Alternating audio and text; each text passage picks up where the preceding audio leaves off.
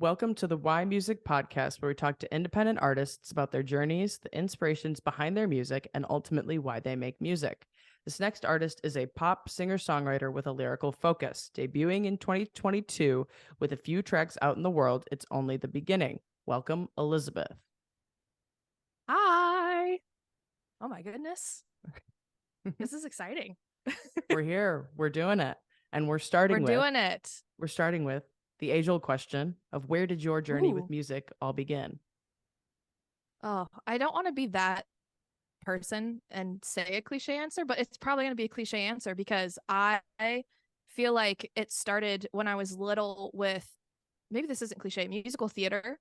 I would my parents had a 2 VHS tape version of the 10th anniversary edition of Les Mis, and I would watch the first VHS tape one day and the second VHS tape the next day, and then I would just go back and forth in between the two tapes for like months on end. And my parents were like, whatever, that's cool. So I feel like a lot of it comes from this, like I really gravitated towards the storytelling with music and musical theater. So Les Mis is kind of my start. And I feel like I've always loved music in terms of like jamming out to music. My dad is very into like the Cranberries and the Smiths and the Who and the Clash. So I grew up with like a lot of 80s and 90s music that is a little bit more, I don't want to say like granola grunge, but that's kind of what the Cranberries are in a way. So I grew up with like a lot of that. So I've always been inspired by different types of storytelling. Again, I always go back to musical theater because I was also obsessed with The Sound of Music as a kid. I don't know what it was about The Sound of Music. I just loved The Sound of Music.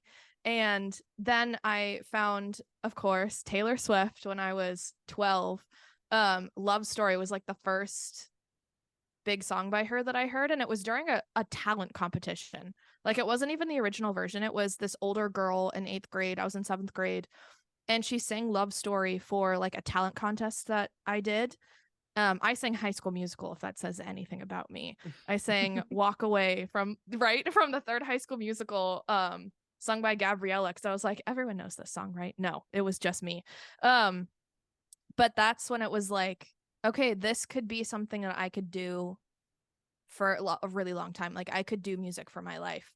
Yeah, I would just say it's come from all different points. My dad has been a big influence just with showing me different artists, and he's a big person that focuses on lyrics too. Like he and I will talk really in depth about different artists and songs that we really enjoy, and I'll go over to his house, my parents' house, and I'll like show him songs that I really like, maybe from artists he hasn't heard, and show him like why I love the lyrics, and he'll do the same with me.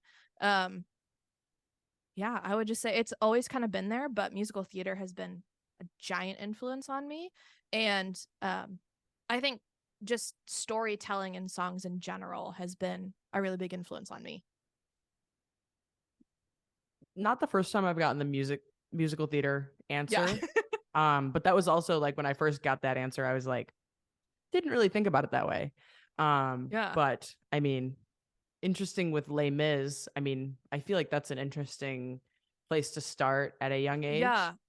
I was 5. It's pretty dark for a 5-year-old. I was gonna Like say I don't Fontaine and know. everything.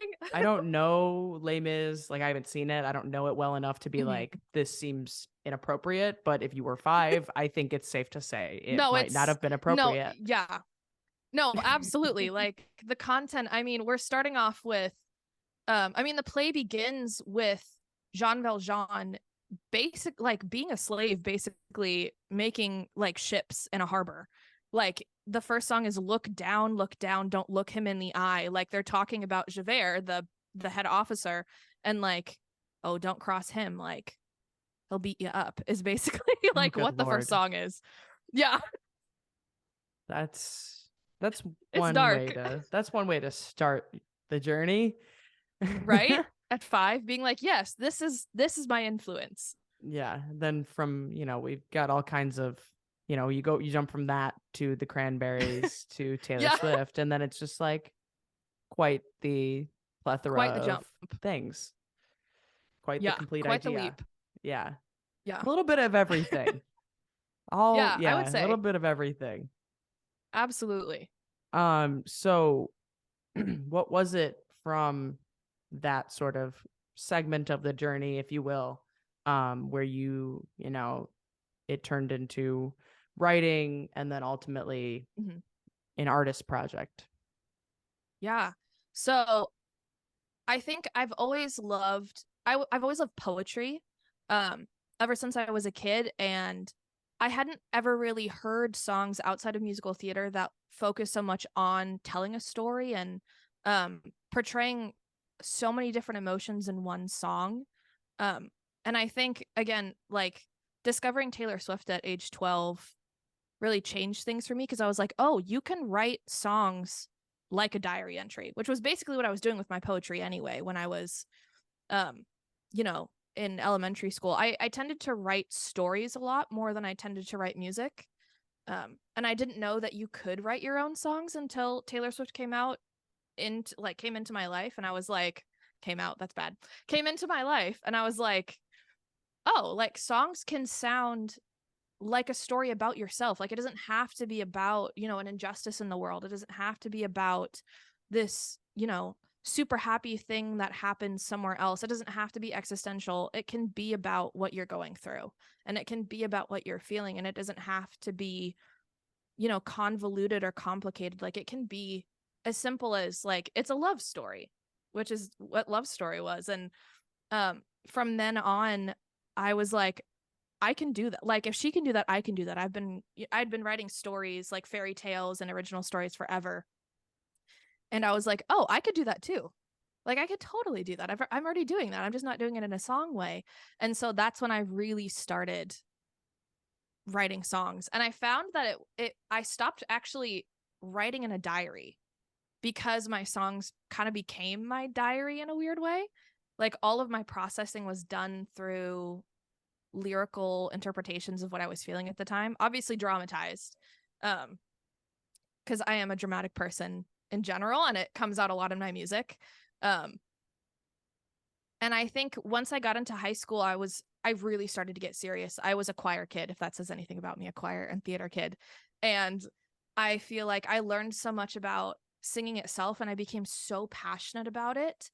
And my passion for songwriting only grew from there, as my music taste kind of expanded past Taylor Swift into other artists that I really enjoyed. And then I got into college, and I was like, this, I need to do something with this. Like, so I actually started in a music program at my university, and then I dropped out of it after my freshman year, because it was so focused on classical techniques, and I was like, I'm not into the, like, I enjoyed it in high school, but I was like, that's not what I want to do. Like, I don't want to study Italian opera for the next 4 years. Like, that's not something I'm interested in, unfortunately. So I kept writing my pop music and my kind of almost like bedroom pop at the time. And then I started doing a bunch of open mics in college. Um, and that's when I like really expanded to being like, no, I can play an instrument now. Like, I picked up the ukulele, unfortunately. Sorry, Colleen Ballinger. And I picked up the ukulele, and I was like, oh, I can actually write a song with this. Like, this is going to help me. And actually, the pandemic, I feel like, has changed so much of everybody's life, but it like really changed my life in the fact that right before it started, I visited my best friend and her husband in our old college town, and they had bought me a microphone and a pop filter. And they were like, listen, you've been writing music for so long, and we believe in you, and we thought this is going to fast track you. And so over the pandemic, I started playing around with Audacity, which is like the cheapest, most basic, like, music. Like, it's not great. It's not good. And so I just started messing around on it, and I recorded my first original. It's not good. Like, the lyrics are fun, but it's so off balance, but it was such a good learning curve. And then once I got a job and moved out in 2021, I was like, no, it's time. It's time. And so I originally released a song under the name Lizzie in all caps called Coffee. And that was like my first big single. But I had some issues with DistroKid, my distributor, and Spotify, and I was like, no, I want it to be Elizabeth Ann. And so it kind of freaked out. But Coffee was like the first big one I put out that I was like, I did it all myself. I was so proud of it. And it's just kind of grown from there. I found a producer on TikTok. Like he and I are friends now. And he lives like 20 minutes from me in Seattle. And I go over to his place now and we record everything on there. And then I released Quarter Life Crisis. Yeah, I guess last year, 2022, which was kind of like, that's a really big one for me. And so it's kind of grown from this like weird, I don't know if I could do this, to being like, no, this is something I absolutely want to do over the pandemic, which is kind of crazy. As interesting as, I mean, a lot of people have had especially being it's 2023 and the pandemic was Yeah. like essentially like 2 years ago, still really going Yeah. on. I've gotten a lot of people that it's like whether it started it or it altered Yeah. it or it enhanced it or Right? something. It's like pandemic. And I'm like, well, yes, it was a complete plague across the world. It Yeah. did a lot for independent music. No, really, it So there's did. a nice Like, silver oh, lining there, I guess. yeah, it's Um, true. so I know you kind of hinted at this, but I'm going to dive back to it anyway. What do you find most often inspires a lot of your writing? Ooh, I think obviously it started out as so much of, and it still is this way, kind of processing what I'm feeling at the time. Um Quarter Life Crisis, I think, is a really good example of that in terms of it was a lot of kind of like not understanding what my purpose was in life. And I feel like I take a lot of big kind of questions about life and questions about myself and questions about how I'm feeling and turn it into maybe other people can relate to this. And so I really try to lay out songs in a way that other people can relate to, just because I feel like so many people don't have an outlet to be like, well, I don't know if anyone else is feeling this way. And so a lot of what I write is, no, someone is feeling this way and it's me. Let me help you. Like, let me describe this for you. And now it's turned into like, I still do that, but I also find a lot of inspiration in my friends. Um, my most recent song, Empty Apologies, is all about my friend and her struggles with this guy she was seeing. And I've also taken a lot of inspiration from like TV shows I watch and books that I read. Um, I think it's so interesting to put yourself in somebody else's shoes and try to understand, like, why did they make that decision? Why did they do what they did? Why did they say what they did? And so I found myself taking inspiration from just empathizing with other people and saying, well, how would they react to this? And why are they reacting to this? And what are they saying that could be lyrics as well? Because I will say in Empty Apologies, some of those lines are taken directly from text messages that my friend and that guy sent back and forth, which is like a little shady, but it's very fun. But I feel like, yeah, putting myself in other people's shoes and processing what they would process and then processing my own emotions. So a continuation of just the diary kind of concept. Yeah, absolutely. Um, if you had to create a new genre around your style of music, what would you call it? Ooh.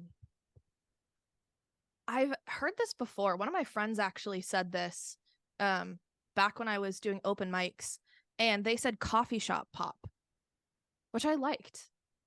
It's Okay. like you walk into a coffee shop, and then my music would be the kind of music that's playing like in a Starbucks or in like a local coffee shop. I like to think it has like a cozy vibe. I could be completely off my rocker saying that and completely wrong, but I do like to think it has a cozy vibe of like you are accepted here and I understand what you're going through. Which I feel like coffee shops have that kind of vibe, even if it is like a chain like Starbucks, like they make an effort to make you feel like, oh, we're a local, we're a local place. Um, yeah, I think coffee shop pop is like it's like a fun way of saying that. However, I don't think anyone is walking into a Starbucks and thinking, "Ooh, this is local." Absolutely not. Unless they've been living in like the ground for a while. No, literally, like under a rock, like Patrick. Yes. And you're like, what's this place? 100%. Um, I don't, I mean, that's an interesting, I've never really heard it as like this is the setting of which you would listen to it. Yeah. Therefore, that's what we're defining the genre Right. as. But it answers the question. It's better than, it's better than it could, there's so many different like Yeah. variations of pop and everything as it is. So Right. sometimes even the answer that you think you're creating is like, Right. it's like something, I don't want to even throw any words out there for it, but like you get it. Sometimes it's like something pop. And I'm like, that actually I think already exists, but I Yep. will take it. So I mean, there is no wrong way to answer the question. That's the great part. It's just I've never Right. heard about it. I heard of in the perspective of like, oh, this is Yeah. like the setting. But that almost makes it like more definitive in terms of, Yeah. like I'm giving you, because like it's yes, it's setting the tone, but like if Yeah. you were to just say the location, like car pop, like, oh, this is the kind of music you listen to in your car. Well, every Joe Schmo listens to different music in their car, and everything can qualify as music to listen to in your Right. car. Like Right. that's Whether a it's like different Slipknot or Boston or like, those like yes, Dua Lipa could be car pop. exactly. Yeah. So like this actually, like you think coffee shop, there's a vibe. That's why like coffee shop Yeah. playlists are a thing. So this Mhm. it makes sense. I've just never heard about that approach and I like it. Yeah. So Oh, thank you. whoever told you that deserves a thank you. Right? I think it was my friend Jackie. Thank you, Jackie. Thank you, Jackie. She nailed it. Um, is there a release that you have written that you think best embodies who you are as an artist? In terms of a Ooh. one song and one song only, you have one opportunity. You're sitting at the Starbucks and you're like, I just Sitting want at to the show you Starbucks. one song to get you to be The my local next Starbucks. fan. Yes, the local Starbucks. I have one song to show you to make you my next fan. Yeah. What song do you put on for them? I think it probably has to be Quarter Life Crisis. I'm a late bloomer, that's what they told me. Got another crush on some celebrity, and I just turned 25. I'm the most single person alive. I've got so many married and engaged friends. What's Dylan O'Brien doing lately? DM'd him, I know he'll just ignore me. I guess I've shot my shot for now. Maybe I'll end up with him somehow. It's a quarter life crisis, baby. Done so many things, but still there's something missing and I can't quite figure it out. The 20-year plan I made in 6th grade didn't exactly turn out the way I wanted it to be. I'm in a quarter life crisis. It's a quarter life crisis. Why? I think I really enjoy my latest release, Empty Apologies, because it's kind of sonically a new sound for me, because it is more like pop punk rock type vibes. But I think Quarter Life Crisis lyrically is kind of the embodiment of like who I am and who kind of what I stand for, in terms of we don't always know what's happening in our lives, and that's okay. And sometimes we just need someone there to understand and not necessarily give us advice, but just to be like, yeah, like that does suck, or like, yeah, that's awesome. And I feel like Quarter Life Crisis is such a good representation of that. And it's kind of sonically where I started, and I think I still want to go in that direction, maybe like a little bit more produced, but even from a sound standpoint, it's what I'm really proud of. And I love the lyrics. I'm such a lyric nerd in that sense of like I reference like different celebrities I like Dylan O'Brien is mentioned in the song. I love Dylan O'Brien, and Taylor Swift is mentioned in the song. And then I talk about some psychological concepts of Schrodinger's cat in the bridge. It's a lot It's like going I'm on for stuck one like that. song. No, it really is. It's like a weird, it's like a mix of everything that is my brain in a song. And I feel like that's the one in my local Starbucks that I would walk up to someone and they're like, hey, what song describes you? It would definitely be Quarter Life Crisis. It's like that. I want to say Billy Joel, that song where it's just he's listing a bunch of different random things. It's like we Yeah. didn't start the fire or something. Yeah. Like it's just like I all only those know the different Office version. all those different words and like proper Yeah. noun words, but like all Yeah. those different things, and it just goes on. That's with having all of those in one song. That's the vibe I'm getting. Are we just listing things here? No, it's like I would say it's like it weirdly flows. Like it's telling a story with all that, but there's a lot of different, it's almost like you're on a train and like there's so many different stops along the way. You're like, whoa, there's a lot of different stops in this one train. Why are we stopping so often? Because there's so many different places to see. And I feel like that's kind of that's like the weirdest analogy, but I feel like that's such a good like that's such a good representation of that song because it does stop in so many places, but it flows in a weird way. Okay. I'm just thinking of it like I'm from the suburbs of Chicago, and so like the train I would take is just like basically directly east and would just stop along the way. So Oh. it's all like they're all like Yep. the same. They all look the same stops. It's not like cross country training, you know? So that's why I'm like, are we are Oh, we see, picturing the same train here?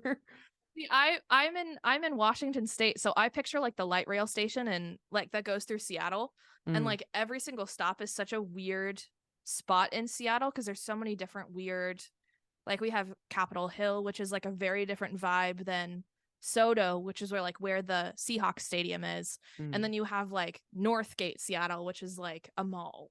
And then you've got, when you go further south, it's more suburby, and maybe that's what I'm picturing. Ah. Yeah. I'm just on a different train ride, I guess. Yeah. We're on two different trains, but they're running parallel. um if you had to pick 2 or 3 artists that you think your music is like a combination of, who would you choose? Oh, see, we were talking about this earlier, and this is the question that always stumps me. Um, because I don't want to sound like an arrogant jerk when I, being like, oh, it's like this artist and this artist. Honestly though, I mean, I have to say, yeah, I have to promote myself in some way. No one is no one's pointing that finger. Yeah, it's No one's it's probably calling my this own arrogant. anxiety. There's No, freedom exactly. here. Exactly. It's probably just my manifestation of my anxiety into how I come across to people. Honestly, I would have to say probably I've heard Ingrid Michaelson a lot. Okay. As someone that people That's get coffee reminded shop of, I would pop. say no, it absolutely is. I would say probably a weird mix of like Taylor Swift, Ingrid Michaelson. Recently I would say Olivia Rodrigo, just because I do feel like Empty Apologies would fit on something like Sour. But I would probably say like Lizzie McAlpine, just because she is so focused on lyrics and she's got some really interesting analyses that she like draws on for her songs. Like I think a lot of her song Doomsday, and it's just like a very straightforward, like the chorus is, I feel like throwing up, you sit and stare like a goddamn machine. Like it's very straightforward and honest, while still being very lyrical, and I feel like I really try to capture that in my music. So yeah, Taylor Swift, Ingrid Michaelson, Lizzie McAlpine, which is an interesting mix. You touched on Lizzie.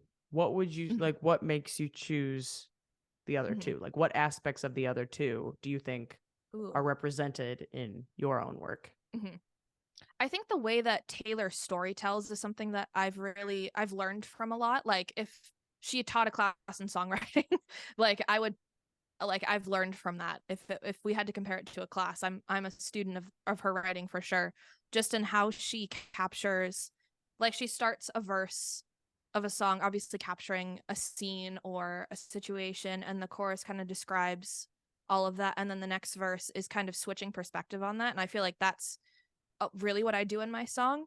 I think Ingrid Michaelson sonically, like she and I sound more similar in terms of production and the instruments we use, especially in my song Theme Park. We drew a lot from Ingrid Michaelson's though just the way that she progresses through a song, like the instrumentals. We used some odd instruments for that one. We had a harmonica, which is not something I usually am interested in songs. I usually associate that with like more country music or folk music. Bluegrass. Yeah, bluegrass, which is Yeah. like not my vibe at all. But I feel like Ingrid Michaelson does so many interesting things when it comes to instruments. And so sonically, I think probably a lot like her. And then some songwriting aspects I think are similar. Just the way that we go through phrases for melodies, I think is kind of similar. Yeah. I mean, fair enough. I think Yeah. those, I mean, they're not too different from one another that it's like, how does this combination add up? Mhm. But they're not too similar Right. where it's like, okay, you picked 3 of the same answer. It's like you pick the So, same person 3 times. yeah. It's like, we're very on brand now, aren't we? Yeah. So, what is an outside passion of yours that you feel impacts who you are as an artist? Well, I am a teacher, which is kind of an interesting thing for an artist, I think, to be. I feel like we don't see a lot of teachers that are branching out and releasing music. And I feel like I'm really passionate about encouraging other people and making them feel heard and listened to, which is something I want to do in my music. So I feel like my job is very much that. It's not just teaching, you know, writing and math and science. I'm shaping the minds of the next generation, and I feel very passionate about helping them understand empathy and perspective. And I just feel like it's so important as human beings. I always tell them, I'm here to help you, yes, with the academics, but I'm also here to help you understand what does it mean to be a person in this world, and what does it mean to act like a good person towards others in this world. And I'm very passionate about helping them understand themselves, which I realize is not something that usually happens a lot in elementary school, especially because I teach 4th and 5th grade. And if anyone has interacted with 4th and 5th graders, you know that they are some of the weirdest people on planet Earth, in terms of they're just so unabashedly themselves, but they're also getting to that age where they're holding back. Because, middle school can be such a traumatic time in people's lives. It was for me. And I learned very quickly, like, you should not be your full self because people don't like that. So I feel like something I'm so passionate about, especially with my 5th graders, is saying, hey, if you see someone who's different than you, ask questions. Like, don't just immediately assume that they're weird or stupid or just gross because they're different than you. Like, especially with different hobbies that I see the kids picking up on, especially at the end of 5th grade. I had a club at my school this last year who would do basically LARPing. Like, I had a bunch of 5th graders that would like write their own stories, and then it was almost like a play, but they would improvise, almost like D&D in a way. And I had this other group of kids that was like not down for them doing that. And I was like, but are they hurting anybody else? It sounds like they're passionate and having fun. So, I understand that you don't understand it. Ask them questions. Ask them, why do you do this? And that's something I'm really, really passionate about. Showing people empathy and understanding, and coming from a place of not judging others. Especially with little kids, because I feel like they're so open to learning. They want to learn. And I feel like that's something that they absolutely can learn. Yeah, I mean, they're in that developmental stages of like, here's where we learn some big things about life. Yeah. Whether we want to or absolutely. not. So, no, yes. that definitely makes sense. That's in a pivotal age, if you will. No, Especially with absolutely. middle school like around the corner. Because everybody loves middle school, right? Oh, everyone loves middle school. What is the ideal listening scenario for someone to consume your music in? I will Oh, a coffee accept shop. alternate answers to the coffee shop, is what I was going to say. But that is also, if that is your answer, Oh, I can elaborate add. further. I would say, obviously in a coffee shop, as we talked about, but I would say, I think I would say less of a setting and more of a headspace, if that makes sense. Like, Mhm. if you're in a space where you feel like you are not, you're alone, that you're not being listened to, that you're not being understood, and maybe that's at a time where you're in middle school, or maybe it's at a time where you're, 25 and like you don't know what you're doing.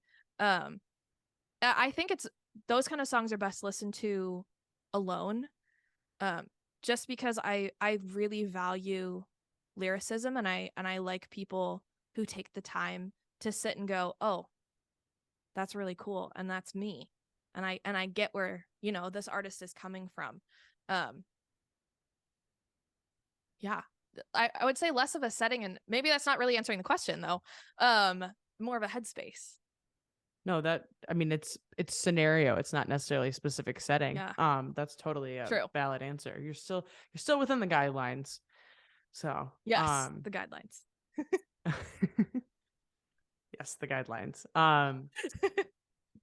What is it that you think sets you apart from other independent artists? Ooh, that is a good question.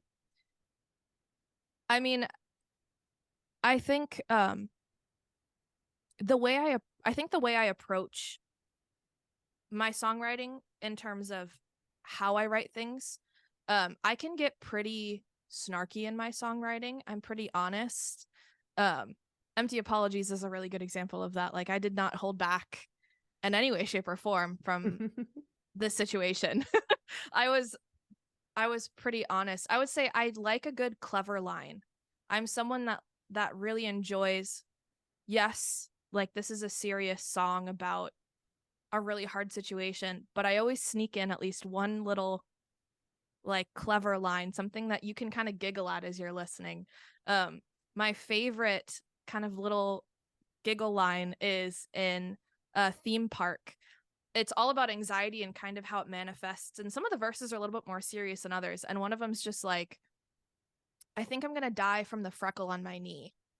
My friend says, don't you worry, stop checking WebMD. Like, just kind of the silly just kind of like the silliness of like being able to laugh at the situation you're in. And I feel like I really put that into my lyrics in every situation and every song. There's something.